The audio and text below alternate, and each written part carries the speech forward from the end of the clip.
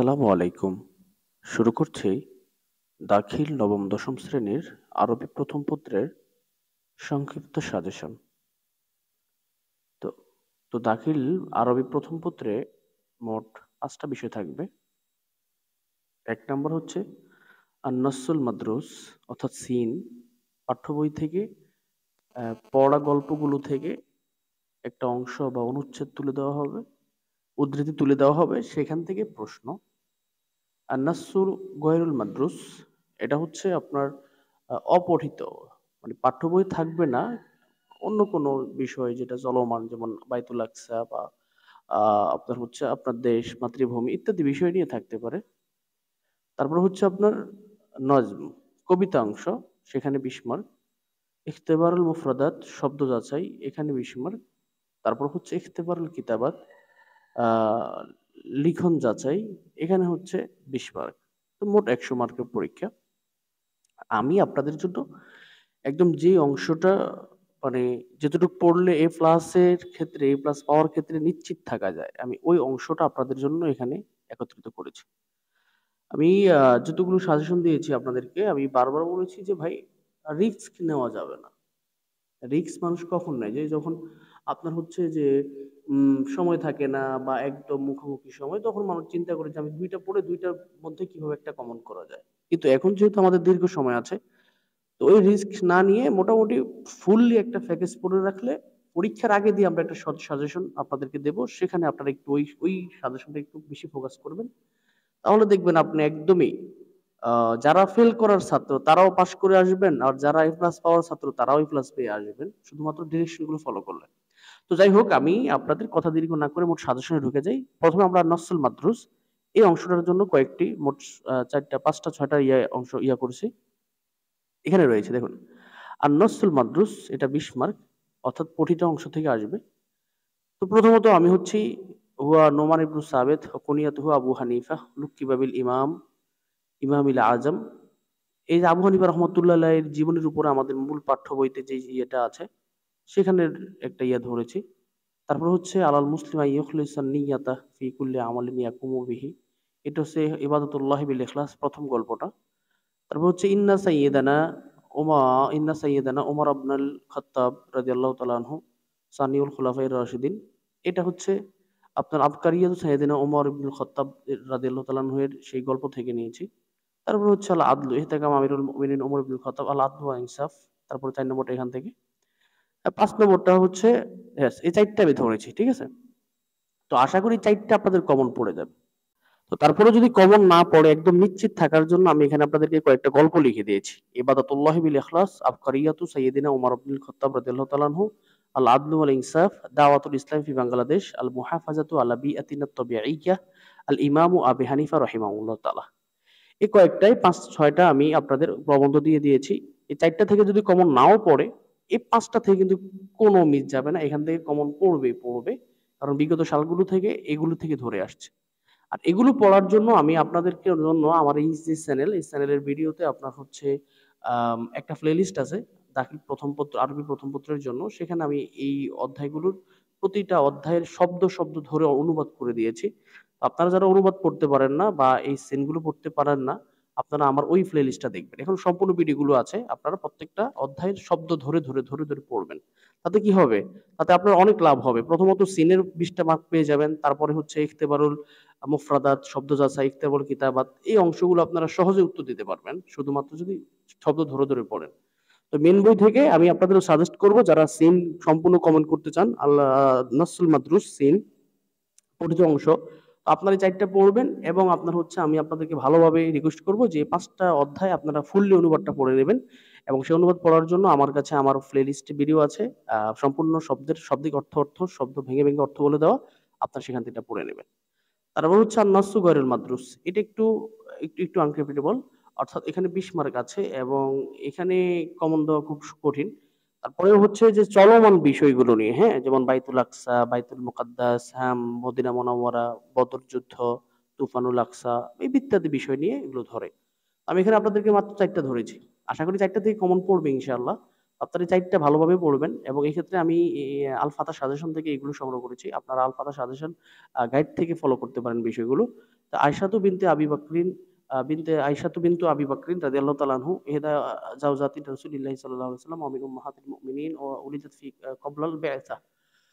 তো এই যে অর্ডার রেখেছি এটা আপনারা দাখিল গাইডে পেয়ে যাবেন, যেকোনো গাইডে পেয়ে যাবেন। তারপর হচ্ছে কানা আবু যাররিল আল গিফারি রাদিয়াল্লাহু তাআলা আনহু, গিফারিয়ু রাদিয়াল্লাহু তাআলা আনহু।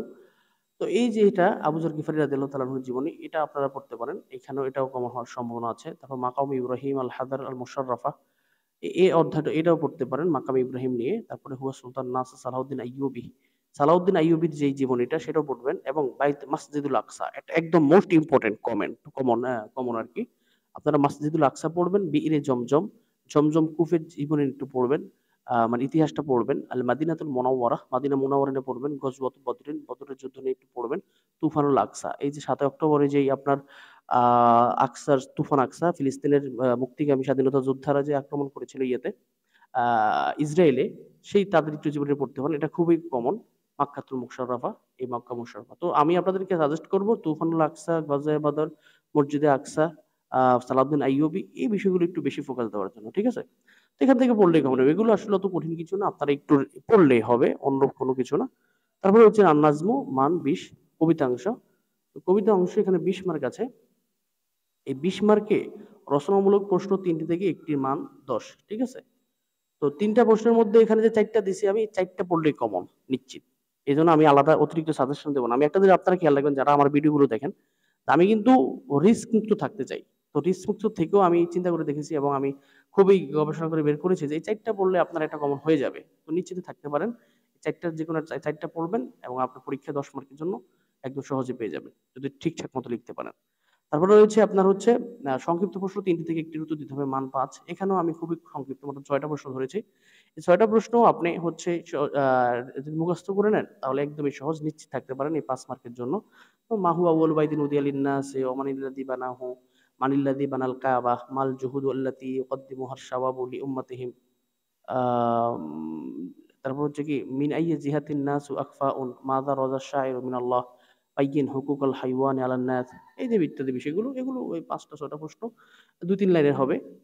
তো আমি আপনাদেরকে আরেকটা কথা বলি যে পরীক্ষায় কিভাবে অ্যান্সার করবেন, এই আরবি দ্বিতীয় পত্র কিভাবে পরীক্ষায় লিখবেন, অনেকে কিন্তু জানেন না। সিনের প্রশ্নগুলো কিভাবে লিখবেন, আনসিনের প্রশ্নগুলো কিভাবে লিখবেন, আমি একটা লিখে আপনাদেরকে দেখিয়ে দিব, তখন আপনারা সহজ উপলব্ধি করতে পারবেন।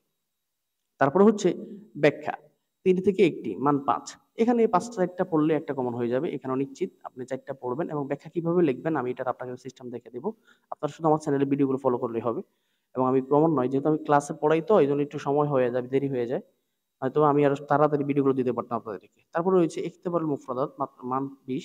এখানে আপনি হচ্ছে আমি আল-ফাতা গাইডের শূন্যস্থান নং ১, ৫, ১১, এই 3টা পড়লে আপনাদের একটা কমন হয়ে যাবে ইনশাআল্লাহ। টেনশন মুক্ত থাকতে হবে, এখন সমস্যা নেই।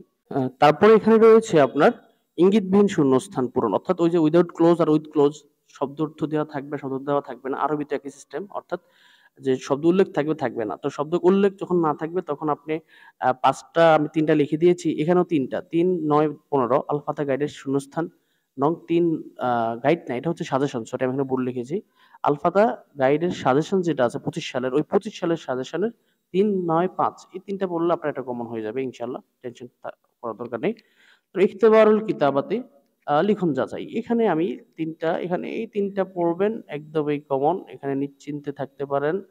এগুলো একদমই কমন দেওয়া যায়, কোনো ভয়ের কিছু নেই। অনুচ্ছেদ লিখন 2 থেকে 1টি, এখানেও এই 3টা পড়বেন, একটা কমন হয়ে যাবে। তো এই যে অনুচ্ছেদ লিখন 3টা থেকে 1টি, বিরুল আল আব্দু ওয়াল ইনসাফ আল ইবাদাতুল্লাহ বিল ইখলাস, আর হেওয়ারু আনিল কিতাবিল্লাহি বাইনাল আবি ওয়াল ইবনে, আল হেওয়ারু আনির রিহলাতিল মক্কা, এই যে যাবতীয় বিষয়গুলো আছে, এই যে অর্থাৎ মানে এই পুরো সাইডটা যে ইখতিবারুল মুফরাদাত, যে 20 মার্কের এই বিষয়টা, এই যে শূন্যস্থান, উইদাউট ক্লোজ, উইথ ক্লোজ এবং ইখতিবারুল কিতাবাত, এই যে 20 মার্কের বিষয়টা, হ্যাঁ, এখানে 40 মার্ক, সরি, এখানে 20 মার্ক এবং এখানে 20 মার্ক, এই 40 মার্কের সম্পূর্ণ বিষয়টা ডিপেন্ড করে আপনি মূল কিতাব পড়ছেন কিনা, ঠিক আছে? তো মূল বইটা পড়ার জন্য আমি আপনাদের সম্পূর্ণ মূল বইটা রেকর্ড করে ফেলেছি অলরেডি, আপলোড দিতে একটু সময় লাগতেছে আমার, অলরেডি মনে হয় 15-16টা দর্স আপলোড দিয়ে ফেলছি, মানে অধ্যায়। তো আপনারা হচ্ছে কি এই 40 মার্ক কমনের জন্য শুধুমাত্র আমার ওই ভিডিওগুলো দেখে দেখে শুধু শাব্দিক অনুবাদটা মুখস্থ রাখবেন, ব্যাস। শাব্দিক অনুবাদ আমি ধরে ধরে একদম সহজভাবে বলার চেষ্টা করেছি। আপনি শুধু সেখান থেকে দেখে দেখে শাব্দিক অনুবাদটা পড়বেন, একদম আরবিটা আপনি নিশ্চিত ইখলাস নিশ্চিত করতে পারবেন। এই শূন্যস্থান যদি কমন না আসে, এই শূন্যস্থান যদি কমন না আসে, এই সংলাপ যদি কমন না আসে, এগুলো যদি কমন না আসে, শুধুমাত্র আপনি ওই মূল বইটা পড়লে এগুলো কমন করতে পারবেন। আর মূল বইটা পড়তে বেশিক্ষণ লাগবে না। আমি একদম সহজভাবে অনুবাদ করে দিয়েছি। আপনারা অবশ্যই সেটা পড়বেন। এই চ্যানেলের প্লে লিস্টে আছে। হ্যাঁ, আরেকটা কথা, এই যে আরবি প্রথম পত্র এবং দ্বিতীয় পত্রের সম্পূর্ণ আপনার অ্যান্সারটা কিন্তু আরবিতে করতে হবে। কোনো বাংলায় সেখানে স্থান নাই। তবে হ্যাঁ, যেখানে বাংলা থেকে আরবি, আরবি থেকে বাংলা করার কথা বলা হয়েছে সেখানে হয়তো বাংলা থাকতে পারে। এছাড়া অন্য কোথাও বাংলা লেখার কোনোভাবেই সুযোগ নেই। এবং আরেকটা কথা হচ্ছে যে এই যে সংলাপ তৈরির ২ টা বিষয়, এই সংলাপ তৈরির ২ টা থেকে একটা সংলাপ কিন্তু সর্বনিম্ন ৬ বাক্যে লিখতে হবে। অনেকে এটা ভুল করে, যেমন অনেকে করে কি আসসালামু আলাইকুম, ওয়ালাইকুম আসসালাম ২ বাক্য, মারহাবান ৩ বাক্য, মারহাবান বিকুম, কাইফা হালুক ৪ বাক্য, আলহামদুলিল্লাহ আমি ভালো আছি, ওয়া আনতা তুমি কেমন আছো, আলহামদুলিল্লাহ আমি ভালো আছি ৫ বাক্য। এইভাবে বাক্য হিসাব করে। তো এইভাবে বাক্য হিসাব করলে কিন্তু একটা সংলাপ দাঁড়ায় না। মোটামুটি আপনি একটা বিষয় নিয়ে ১০-১৫ বাক্য লিখলে যে একটা শুরু করে শেষ করার মতো একটা দেখাইতে হবে কিন্তু। ওই যে সর্বনিম্ন ৬ বাক্য বলছে এইজন্য আপনি কি করবেন, আসসালামু আলাইকুম ১ বাক্য, ওয়ালাইকুম আসসালাম আরেক বাক্য, কাইফা হালুকা তুমি কেমন আছো এটা ১ বাক্য, এভাবে ধরবেন তাহলে কিন্তু আ প্রশ্নের মান যথাযথভাবে রক্ষা হবে না। কথা বুঝতে পেরেছি? তো যাই হোক, তাহলে আপনারা এটা আমি আশা করি যে আপনারা যদি আমার এই কথাগুলো মেনে চলেন ইনশাআল্লাহ আপনাদের কোনো সমস্যা হবে না। আপনারা সহজেই প্রশ্নের উত্তরগুলো দিতে পারবেন এবং সহজে আপনারা অ্যানসার করতে পারবেন। আ আর যদি কোনো আর আমি আরেকটা কথা বলি, এই ভিডিওগুলো আপনাদের জন্যই করা, আমার ছাত্ররা যারা আছে তাদের জন্যই করা।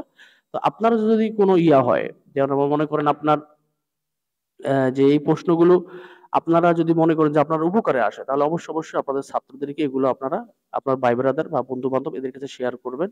এবং আশা করি আমাদের ছাত্রদেরকে পেয়েছি এবং আমাদের ছাত্ররা ইনশাআল্লাহ পিছনেও আমরা ২০ জন পরীক্ষা দিয়েছি, ১৮ জন এ প্লাস পেয়েছে বা ১৯ জন পরীক্ষা দিয়েছি, ১৫ জন এ প্লাস পেয়েছে, ৩ জন এ গ্রেড পেয়েছে। আমার মতো আমাদের সেই অভিজ্ঞতা আছে।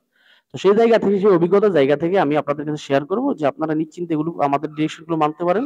পরীক্ষার সময় দেখবেন যে যদি ঠিকমতো লিখতে পারেন তাহলে আপনারা সহজেই প্লাস নিশ্চিত করতে পারবেন। এবং আরেকটা কথা, এই পরীক্ষাগুলো কিভাবে লিখবেন আমি সেই একটা ভিডিও একটা খাতায় লিখে আপনাদেরকে দেখিয়ে দেব। তো সেটা অন্য একটা ভিডিওতে। তো আজকে এই পর্যন্ত ছিল। ইনশাআল্লাহ সামনে আমি আরো একটা অন্য একটা কিতাবের কি বলে এটাকে আ সাজেশন নিয়ে আপনাদের সামনে উপস্থিত হব। তো সে পর্যন্ত ভালো থাকেন, সুস্থ থাকেন। ফি আমানিল্লাহ। আসসালামু আলাইকুম।